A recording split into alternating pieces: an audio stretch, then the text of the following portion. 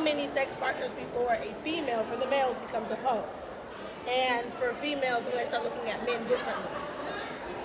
Well, I don't think it's a certain number over a lifetime. I think it's like how many people has she been fucking with in the current period of time before she becomes a hoe.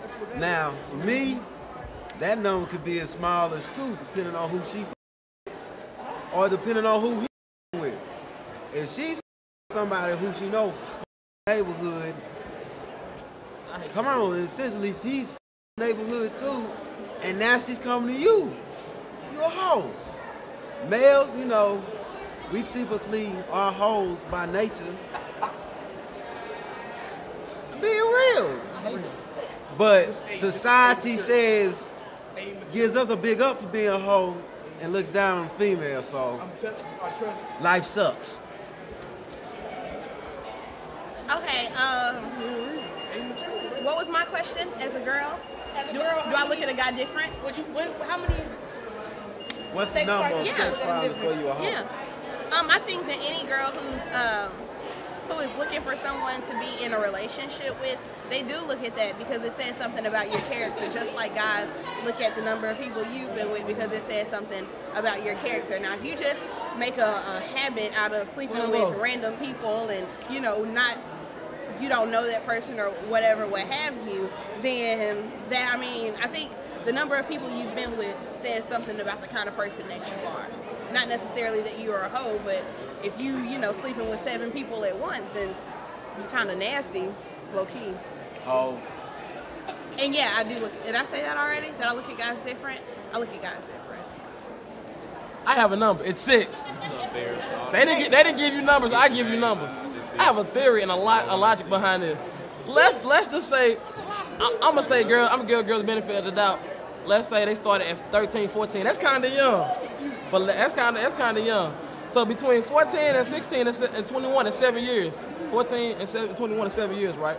All right, that's one person each year till you're 21, with exception of the 7th person. If you make the 7 before you're 21, you're going. And if I know that, I'm gonna look at you differently. I'm not gonna respect you. I'm sorry. How many people have you been with? We're not talking about me. 6 times 6 times 6 times 6. That's a lot of 6s. 3. 3 6s.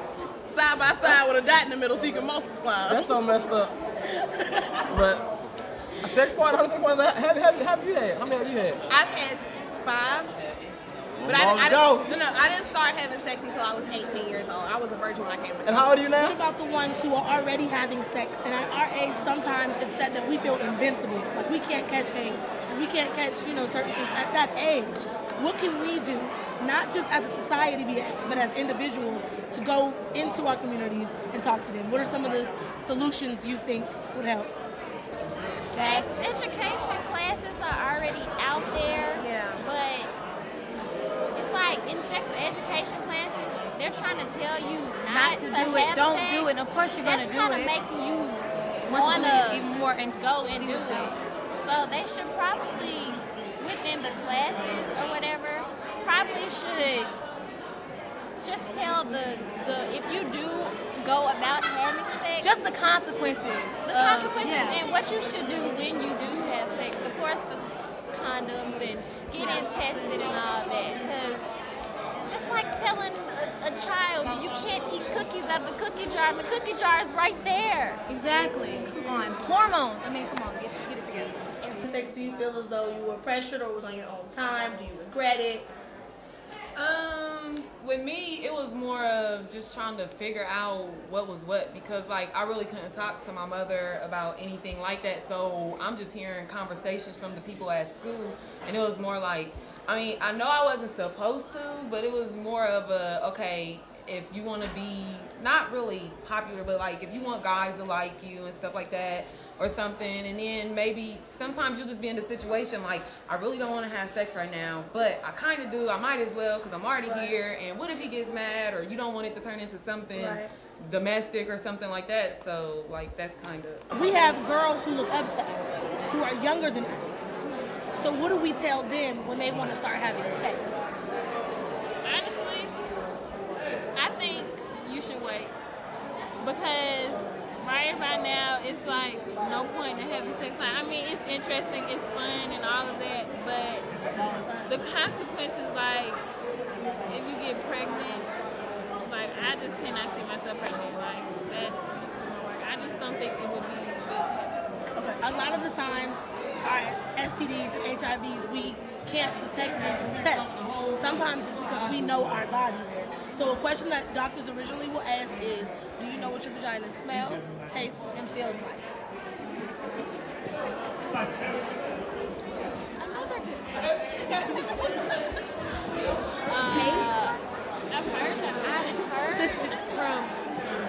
I've heard from what it tastes like, but I don't know exactly. Yeah. What it tastes like. I know what it smells like. Huh?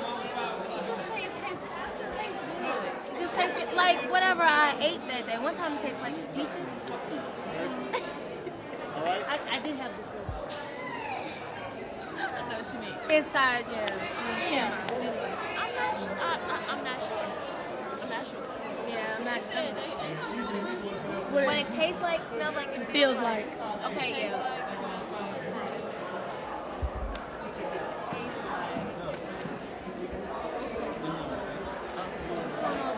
You don't know the taste. A lot of people don't. It's just a question we have to ask. But I appreciate you lovely ladies' time. Yes. And I appreciate you guys being a part of our big project.